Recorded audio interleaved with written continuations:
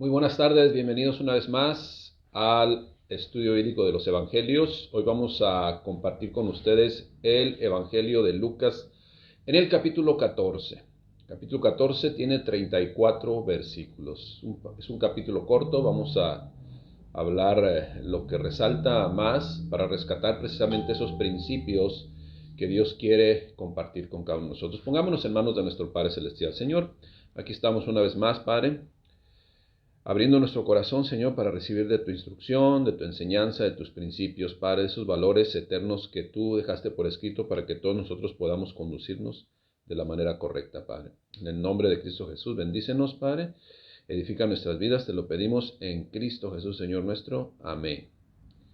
Evangelio de Lucas, capítulo 14, 34 versículos, como les comenté. Y los temas abordados en este capítulo 14 es la curación de un hombre, pero en el día de reposo. Así es de que una vez más vemos problemáticas de los fariseos con el Señor Jesucristo. También el tema de los convidados a las bodas, la parábola del banquete, la parábola de la gran cena. Vamos a rescatar algunos principios en cada una de estas. Lo que cuesta seguir a Cristo. Y por último, cuando la sal pierde su sabor. Los personajes que aparecen en este capítulo son Jesús, el enfermo, el enfermo hidrópico.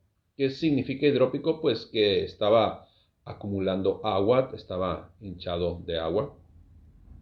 También el gobernante fariseo que invitó a Jesús a su casa para criticarle.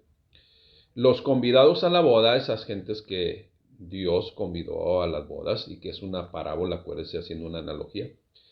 Y aquel que desea seguir a Cristo.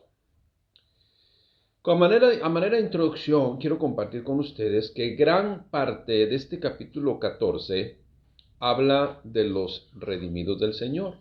¿Cuál debe ser su actitud? ¿Cuáles deben ser sus principios? ¿Cuáles deben ser sus valores? ¿Sí? Y también va a hablar de aquellos que hemos sido enlistados en el pueblo de Dios, por obra y gracia de Dios, por misericordia del Padre Celestial, hoy llamada iglesia. Y también las características que se deben tener como creyentes. Podemos ver también en estas analogías presentadas que Jesús, ¿sí? O esas analogías presentadas por Jesús, ¿cuál debe ser la característica de un seguidor de Cristo? Deben de tener un corazón conforme al del Señor, ¿sí? También, ¿quiénes son los enlistados? Aquellos que se dan cuenta de su necesidad o de esa pobreza espiritual en la cual viven, pero que atendieron el llamado y no solamente se quedaron en el camino, ¿sí? Esa es la realidad, siguieron avanzando. Dios nos enseña también lo que es acorde al reino de los cielos y lo que desentona en el reino de los cielos, ¿sí? Iniciemos pues con el capítulo 14, con una más, así comienza el capítulo 14, con una más de las confrontaciones del Señor Jesús con los fariseos, los cuales amaban más sus costumbres, sus tradiciones y su forma de ver las cosas, humanamente hablando, que la perspectiva de aquel que estableció todo. Comencemos pues. Capítulo 14, versículos del 1 al 5. Curación de un hombre en el día de reposo. Problemas para el Señor Jesucristo. Bueno, intento ahí de problemas, ¿no? Lucas 14, 1. Aconteció un día de reposo, se debe de enfatizar, es un día de reposo, sábado pues, que habiendo entrado para comer en casa de un gobernante que era fariseo, estos le acechaban. Esto es, el fariseo, gobernante, que estaba encumbrado en el poder, le invitó a su casa, pero solamente para a ver en qué lo sorprendía. Y aquí estaba delante de él un hombre hidrópico. Hidro viene de agua, ¿sí? Entonces esta persona tenía muchos años con su cuerpo hinchado por la acumulación de agua. Entonces Jesús, en su misericordia, habló a los intérpretes de la ley y a los fariseos diciendo, entonces vio esta necesidad, se dirigió con los intérpretes de la ley y los fariseos y les dijo lo siguiente, o sea, fue al grano y no evadió ninguna responsabilidad que él tenía. Él iba a hacer lo que tenía que hacer y antes les dijo lo que iba a hacer. Les pregunta, ¿es lícito sanar en el día de reposo? Mas ellos callaron y él, tomándole a aquella persona que estaba hinchado, inflamado, acumulado de agua, le sanó y le despidió. Y dirigiéndose una vez más a los fariseos, a los intérpretes de la ley, les dijo, ¿quién de vosotros, si su asno o su buey cae en algún pozo, no lo sacará inmediatamente, aunque sea en el día de reposo? Y no le podían replicar las cosas. ¿Por qué? Porque prácticamente pues, tenía razón, es lo que hacían. Lo que estaba diciendo el Señor Jesucristo es exactamente lo que veía que hacían ellos, pero se molestaban porque se ayudaba a un ser humano.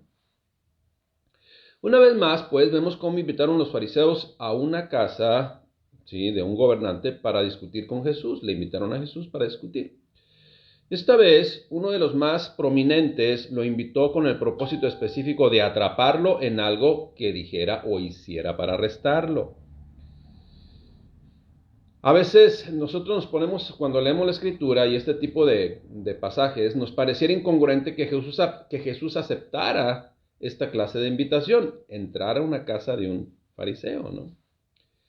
Pero, pues, de otra forma, ¿cómo quedaría la evidencia ahí en el entorno y escrita si no tomara precisamente estas actitudes, estas acciones y viera precisamente cómo se conducían estos personajes?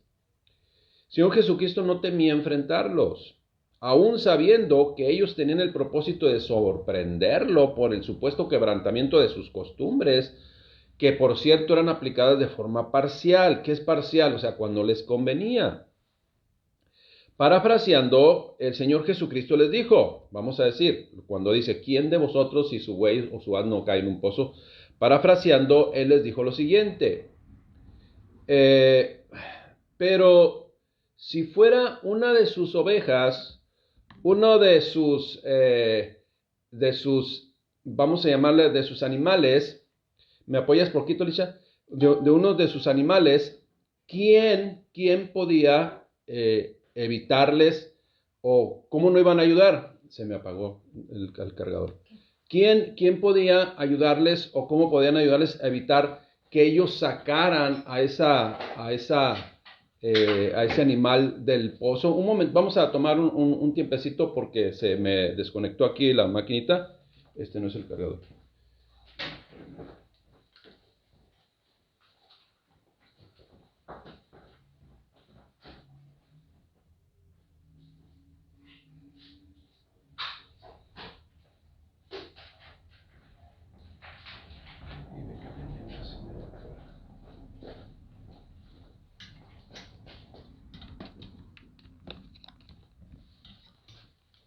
Disculpen ustedes, teníamos 50% de carga y de repente se apagó esto.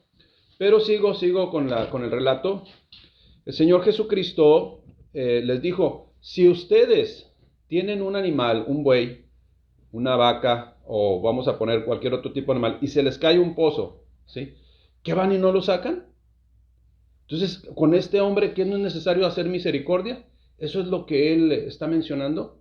Sin embargo, como le digo, ellos aplicaban las reglas de una manera parcial. Si les convenía, lo aplicaban. Si no les convenía, no lo aplicaban. Ahora, esto se asemeja como, por ejemplo, cuando alguien pierde la perspectiva de las cosas y va y se estaciona en doble fila. Vamos a decir en doble fila, se estaciona en doble fila y no pasa nada. Pone sus luces de emergencia y alguien le dice, oye, ¿tienes una emergencia? Porque las luces de emergencia no son para estacionarnos en doble fila. Entonces, pero esta persona no ve las cosas así, pero cuando sí le estorban y si alguien está en doble fila y le estorban su lugar, entonces ahí sí, ¿qué les pasa? Están violentando la ley. Entonces, es precisamente lo que hacían estos personajes, ¿no? Ponían y aplicaban la ley de una forma, o las reglas, o sus costumbres, cuando les convenía, y cuando no les convenía. Esa es la realidad.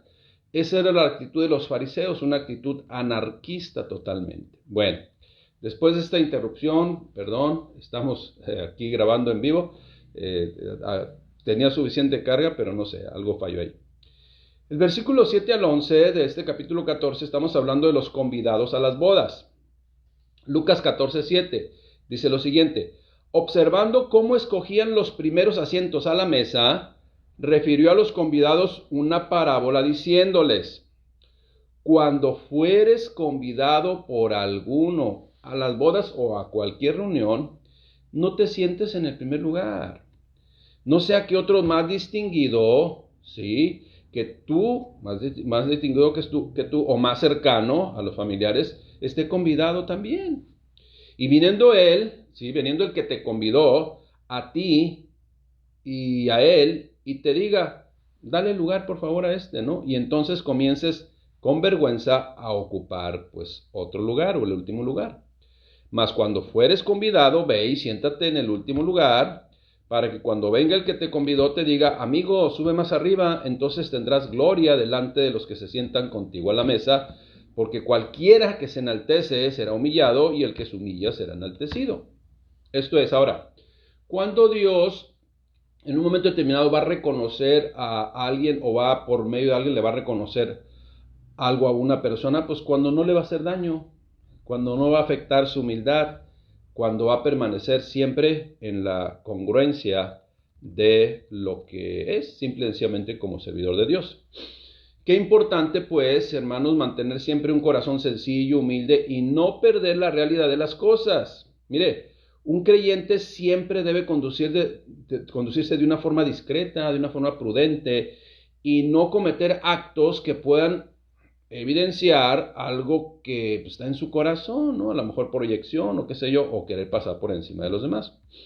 En este caso, habla el Señor Jesús de los lugares de reunión.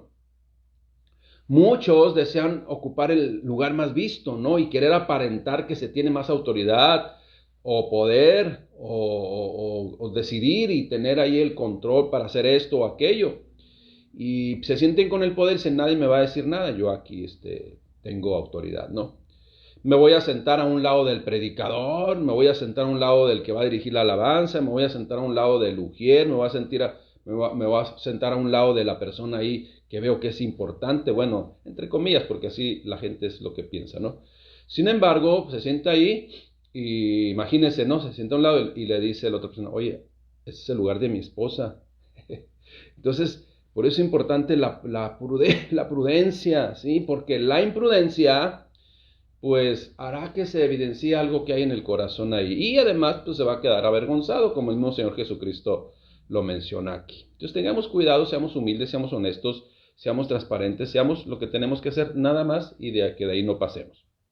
Esa es la enseñanza o el principio que Jesucristo nos quiere compartir a usted y a mí. Parábola ahora del gran banquete, o otra actitud u otro principio en una reunión. Dijo al que le había convidado, cuando hagas comida, acuérdese que estaba ahí el gobernante y el que le había convidado, y la enseñanza pues era para él y para todos nosotros, ¿no? Dijo también al que le había convidado: cuando hagas comida o cena, no llames a tus amigos, ni a tus hermanos, ni a tus parientes, ni a vecinos ricos, no sea que ellos a su vez te vuelvan a convidar y seas recompensado. Mas cuando hagas banquete, llama a los pobres, a los mancos, a los cojos y a los ciegos, o sea, a los que tienen necesidad.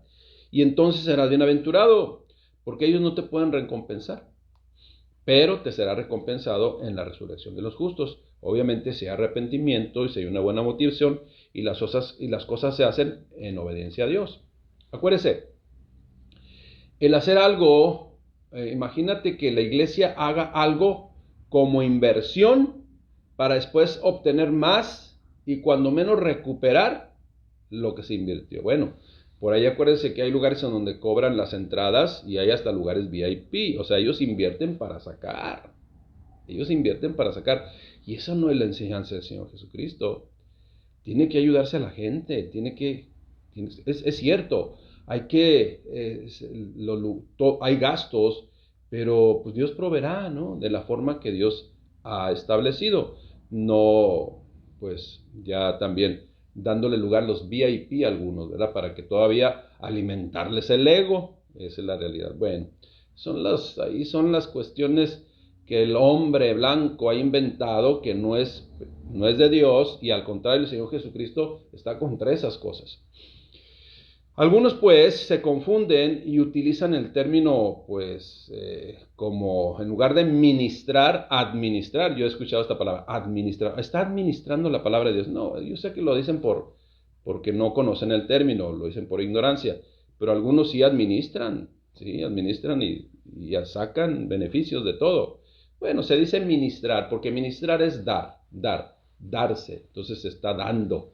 Y eso es lo que tenemos que hacer como iglesia.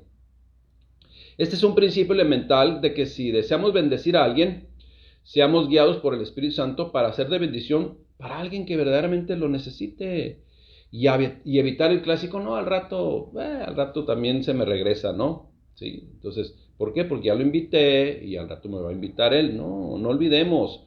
Si nosotros pensamos así, estamos actuando en la carne.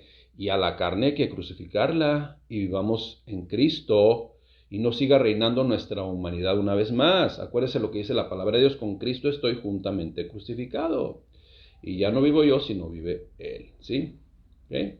Versículos 15 al 24, parábola de la gran cena, Lucas 14, 15. Oyendo esto, uno de los que estaban sentados con él en la mesa, acuérdense que todo está en el contexto de esta reunión. Oyendo esto, uno de los que estaban sentados con él en la mesa le dijo: bienaventurado el que coma pan en el reino de Dios. Entonces Jesús le dijo: un hombre hizo una gran cena y convidó a muchos. Y a la hora de la cena envió a su siervo a decir a los convidados: venid, que ya todo está preparado. Y todos a una comenzaron a excusarse. El primero dijo, los habían invitado con anticipación, hasta por escrito y todo, y la fecha y todo, ¿no? Pero está haciendo una analogía el Señor Jesucristo. Y cuando llegó el día, todos comenzaron a excusarse. El primero dijo: he comprado una hacienda y necesito ir a verla. Pues ve otro día, te ruego que me excuses. Otro dijo: he comprado 5 yuntas de bueyes y voy a probarlos. Pues pruébalos otro día, ya se te había avisado con tiempo, te ruego que me excuses. Y otro dijo: acabo de casarme y por tanto no puedo ir. Pues trae a tu esposa también, hombre, pues compártele la bendición. Bueno, versículo 21. Vuelto el siervo, hizo saber estas cosas a su señor. Entonces, enojado el padre de familia, dijo a su siervo: ve pronto por las plazas y las calles de la ciudad y trae acá a los pobres, los mancos, los cojos y los ciegos. O sea, los que ya había mencionado anteriormente, los que tienen necesidad y se dan cuenta de su necesidad espiritual, pues, de su pobreza espiritual. Y dijo el siervo: Señor, se ha hecho como tú mandaste y aún hay lugar. Dijo el Señor al siervo: ve por los caminos y por los vallados y fuérzalos a entrar. Esa palabra fuérzalos a entrar, insiste, ¿sí? Para que se llene mi casa. Porque os digo que ninguno de aquellos hombres que fueron convidados al principio gustará de mi cena. Ahora, no hay otra mayor invitación de gran importancia que la que hemos recibido usted y yo de parte del Señor Jesucristo. Esa es la realidad.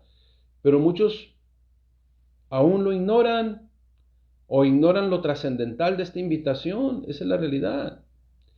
Y como ignoran, o otros que no ignoran, pero sí con todo conocimiento rechazan, pues una vez más ponen pretextos y pretextos y pretextos. No sé si a usted le ha pasado. Se va a ver un evento de alcance, un evento de bendición, donde no se va a cobrar, ni va a haber lugares VIP, ni nada de eso. Y entonces se va a participar ahí de una plática con propósito obviamente del Evangelio. Y usted invita a su familiar, la persona, y dice: sí, voy a ir. Y ese mismo día, ya, pretextos o justificaciones o imprevistos van a abundar. ¿Sí? Ahora bien, y aunque esta parábola del Señor Jesucristo pudiera tener esta aplicación que yo le estoy dando, realmente, escuche bien, realmente lo que está diciendo es lo siguiente. El pueblo de Israel era el invitado. y con anticipación de parte de Dios.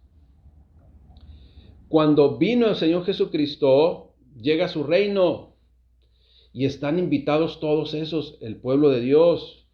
Pero el pueblo de Dios, esto es la nación judía, rechazó, acuérdense que rechazó al Señor Jesucristo, lo crucificó, pero rechazó a la nación judía, ¿sí?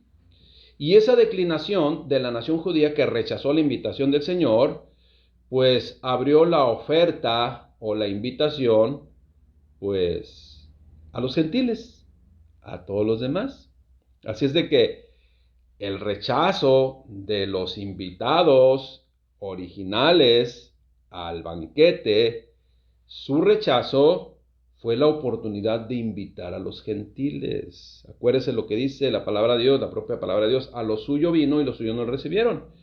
Mas a todos los que le recibieron, a los que creen en su nombre, ¿verdad? ¿Okay? Esto es la exclusión del pueblo que fue invitado originalmente, el pueblo del olivo verdadero, genuino, rechazó la invitación. Y no por responsabilidad de Dios, ellos rechazaron la invitación. Y eso fue la inclusión de usted y mí. Esa es la realidad. ¿Okay? Entonces, ese también es lo que está enseñando el Señor Jesucristo en este ejemplo. Lo que cuesta seguir a Cristo, lo que cuesta seguir a Cristo. Lucas 14, 25 al 27. Grandes multitudes iban con él y volviéndose les dijo, si alguno viene a mí, escuche bien porque este es uno de los versículos más tergiversados y más manipulados y más no comprendidos, o sea, más que hacen una aplicación espiritual o una aplicación práctica totalmente fuera de la enseñanza correcta del Señor Jesucristo. Grandes multitudes iban con él y volviéndose le dijo, si alguno viene a mí y no aborrece a su padre y a madre y a mujer e hijos, hermanos y hermanas, y aún también su propia vida, no puede ser mi discípulo. El que no lleva su cruz y viene en pos de mí, no puede ser mi discípulo. Entonces, como le digo, este es uno de los versículos que la gente tergiversa su significado. Explico. Un discípulo de Jesús, obviamente un discípulo, debe subordinar todos sus vínculos terrenales a Cristo. O sea, lo más importante para él debe ser Cristo. Un discípulo, lo que está refiriéndose a esta enseñanza, que debe de poner por encima de todo al maestro, en este caso, obviamente es el Señor Jesucristo. Y el seguir a nuestro Señor Jesucristo necesariamente implicará un reorden de prioridades, ¿sí? Y no desechar las cosas. O sea, viene Dios y ordena nuestras prioridades, pero no las rechaza, a menos de que sean pecado, ¿no? Eso sí, actitudes que son pecados, eso no. Entonces vamos a ver un término aquí importante, clave. Si alguno viene a mí y no aborrece a su padre, o sea, es repudiar, es odiar, es rechazar, es hasta dejarlo en vergüenza y no, iglesia. Esta palabra, aborrecer, viene del griego, aquí lo voy a mencionar, miseo, que quiere decir amar menos. Entonces, si nosotros leemos en el término original, que para ese tiempo era muy común así, si alguno viene a mí y no habla y no ama menos a su padre, a su madre, a mujer e hijos, hermanos y hermanas, y aún su propia vida, no puede ser mi discípulo. O sea, si no ama menos a esas personas que a mí, entonces no puede ser mi discípulo. Es lo que está diciendo. De tal forma que no implica abandonar, sino más bien poner en el lugar correcto. Esa es la realidad. Nosotros debemos hacer la voluntad de Dios. Si hacer la voluntad de Dios no es mi prioridad, nunca jamás voy a hacer las cosas correctamente. Esa es la realidad. Si hacer la voluntad del Señor no es mi prioridad, mire, le voy a poner un ejemplo. Repito, si hacer la voluntad de Dios no es mi prioridad, mi matrimonio seguirá teniendo los mismos problemas.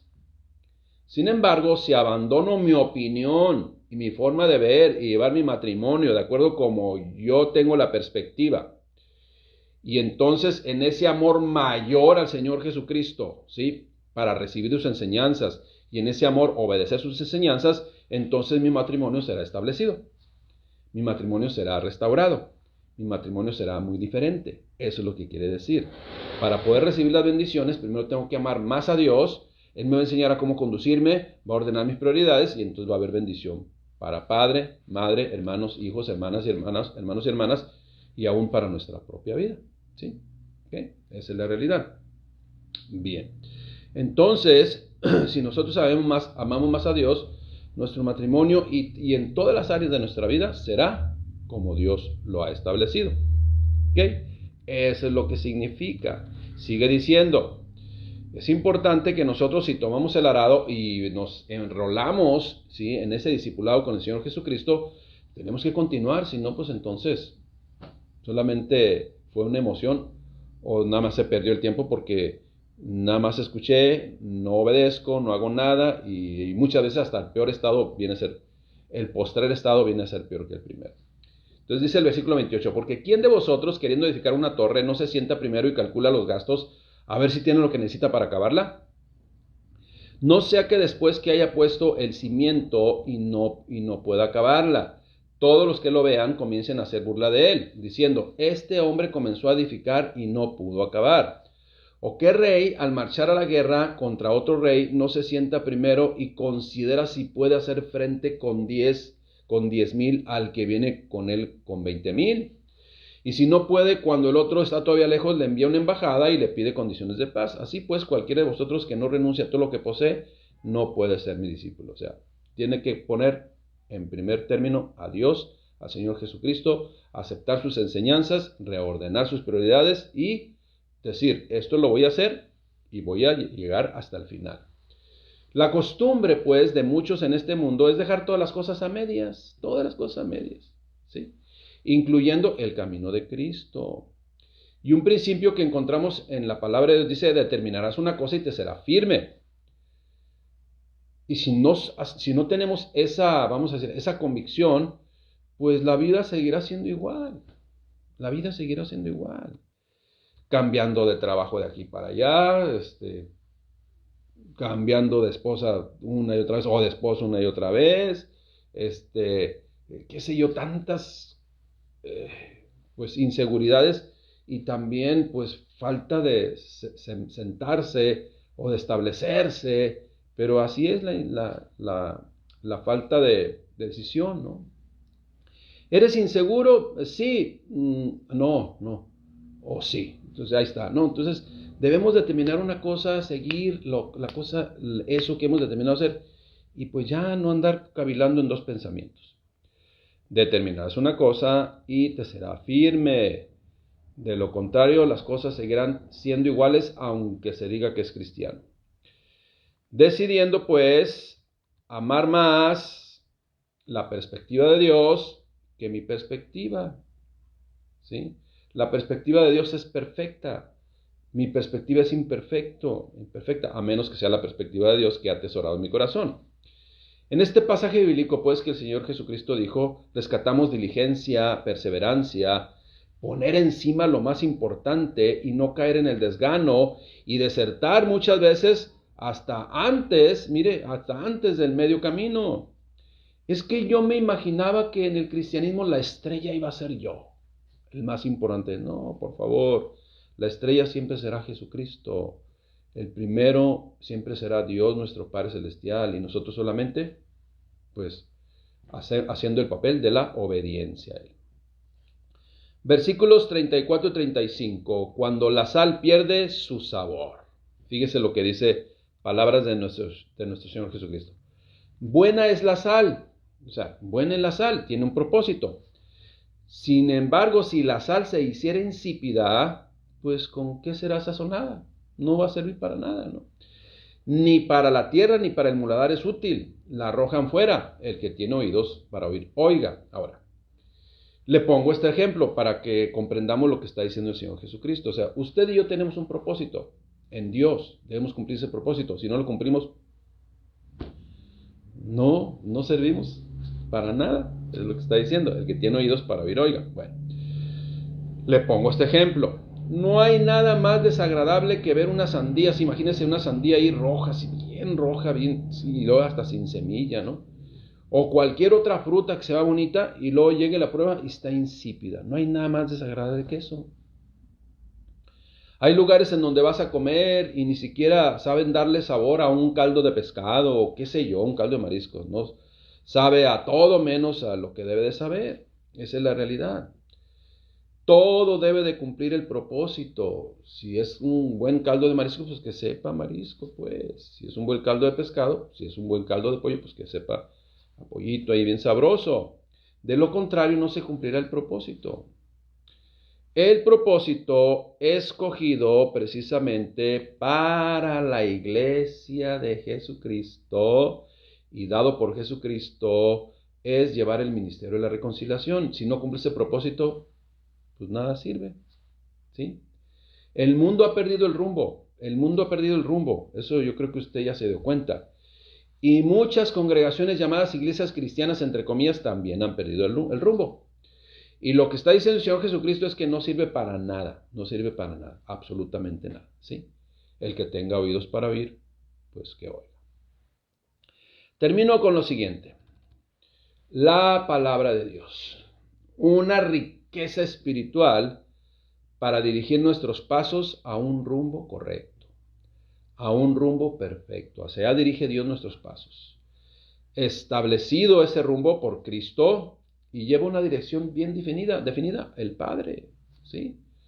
Pero mientras caminemos y mientras vamos caminando en el camino de Cristo con rumbo al Padre, aprendamos a hacer las cosas y a tener la perspectiva al modo del Padre y ya no al modo de nosotros, porque entonces, ¿de qué sirvió conocer el Evangelio de nuestro Señor Jesucristo y todos estos principios que Él estableció y que desea que usted y yo conozcamos? Amén.